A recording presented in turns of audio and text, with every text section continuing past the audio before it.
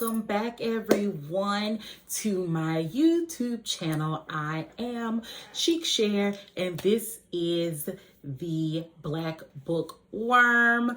I am so excited to be with you again and tell you about this book that I read, right? So I know the last time we chatted, I shared all of these books that I got from Book of the Month. And I told you guys that I was going to start one in particular. And I did start that book. It's kind of slow. We'll talk about that one next time. Hopefully I will finish it by next week.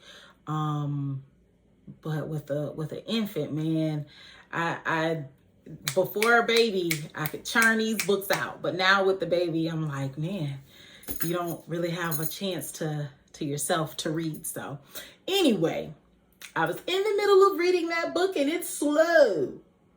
It's okay, but it's slow. And then Beverly Jenkins dropped her book, Wild Rain. And like I told you in my other video, when Beverly Jenkins drops a book, I stop and read it. So that's what we're reviewing today. Wild Rain by Beverly Jenkins. Okay, so we've got our two main characters, and first I need to tell you that it's a historical romance, right? She does a really good job of writing historical romances because she threads in these African American stories into an actual romance, a romance novel, and it's things that, you know, as a person who definitely has a master's in history, some of them I know and some of them I don't know, but I appreciate and enjoy all of them. So I really look forward to those little tidbits of history woven through the story. So we should start with that. It's a historical romance, which means, yes, there's sex. There's lots and lots and lots of sex. And it was just a wonderful book. So I will tell you now, there are some stories that go before this one that you may want to read after you read this one or before you read this one. But first, let's get into the characters. So our two main characters are Spring Rain, that's our heroine, and Garrett, who is our hero. I mean, he doesn't really save Spring. She doesn't need saving.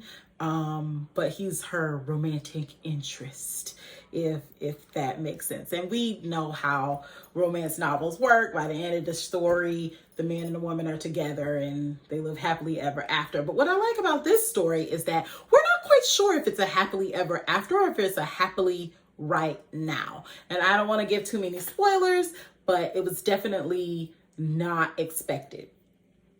So, Spring.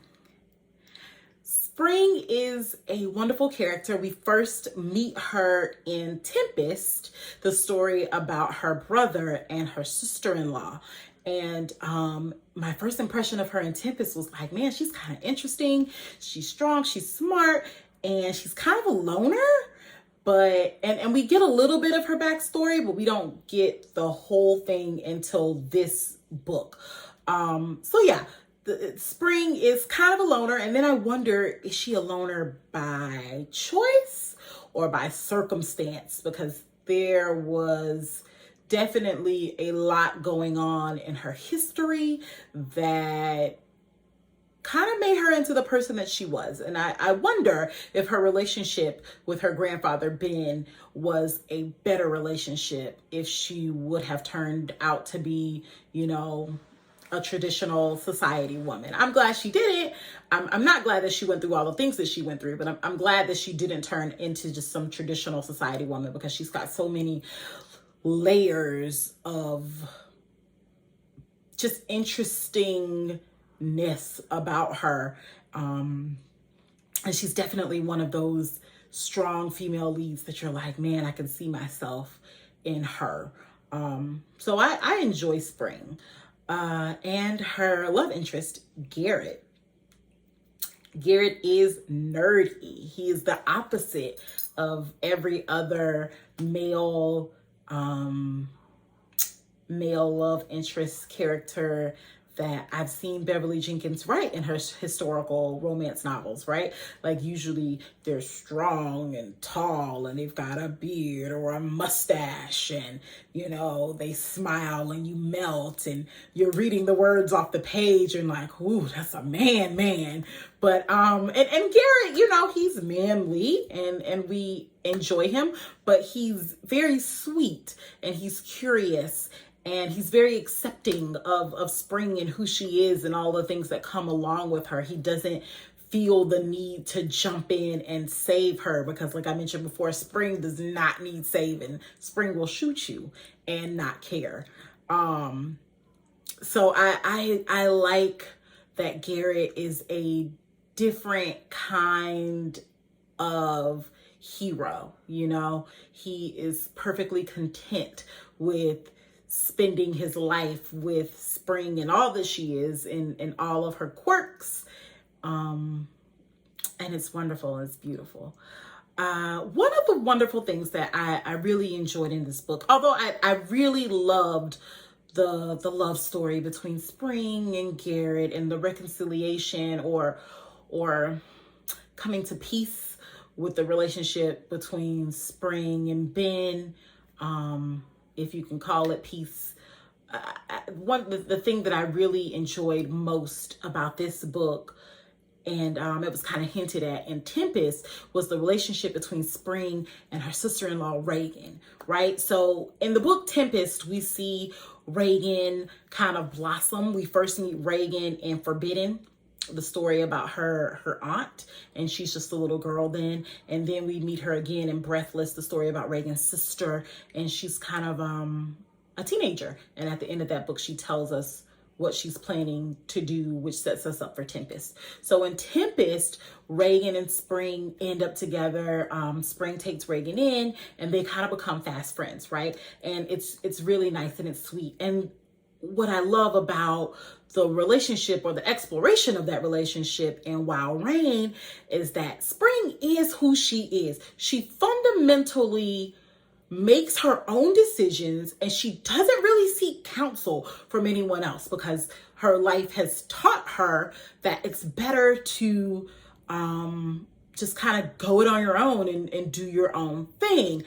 And I think as Black women, that's kind of the reality for quite a lot of us. I hear a lot of women saying, oh, you know, I don't have a lot of women friends. I don't get along with other women and that type of situation. But I love to see relationships like Spring and Reagan where they get together and they can kind of rely on one another.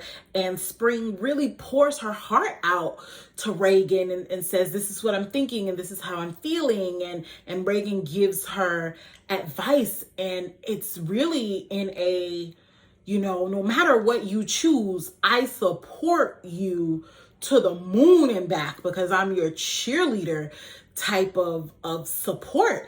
And as a Black woman, that's really kind of what we need. We tend to keep our things to ourselves and bottle them up and shoulder the weight of our families and our careers and the community alone, when really I wonder if we made space, you know, for these deep connections with one another, if that would kind of alleviate some of the feelings that we feel inside, lonesomeness and just us against the world type situation. I am a cheerleader for sisterhood, period.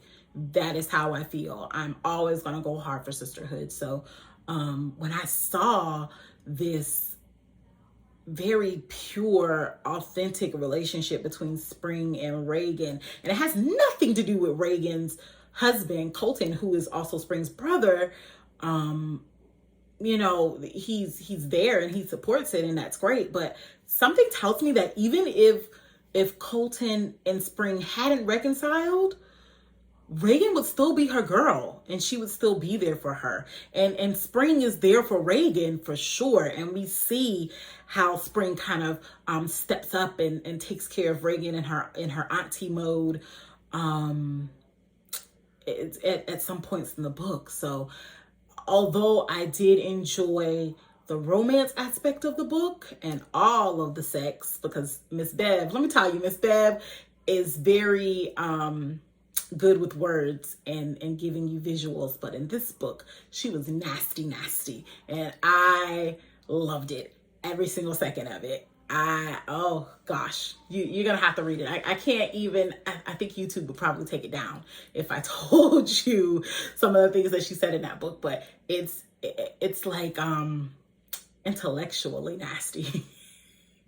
So normally I would have the book here and I would show it to you, but I ordered it on my Kindle because when it's Beverly Jenkins, I want it immediately.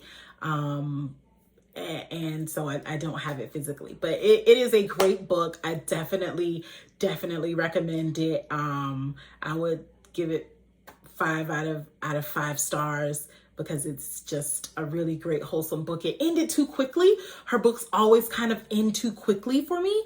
I'm always wanting just a little bit more, maybe one more chapter. But even if she gave me one more chapter, I probably want one more. So I guess that's the thing that keeps you coming back, because the characters, you sometimes get to revisit them in other books, and it's always good to check in on an old friend. So that's my review on Wild Rain. I really enjoyed it. You should definitely pick it up. Again, Wild Rain by Beverly Jenkins. She has an entire slew of historical romance novels as well as contemporary fiction, and they're all great. I have yet to read a Beverly Jenkins book that I did not enjoy. So pick that up, and I will be back here next time with my review of The Girlfriend Proposal. Hopefully, like I said, it's pretty slow, but I think I will finish it. Yeah, so that's it. What questions do you have? Put them in the comments below. Thank you for rocking with me. Again, this has been an amazing time, and hopefully you guys will read the book and you can tell me what you think in the comments also. All right, talk to you next time. Toodles.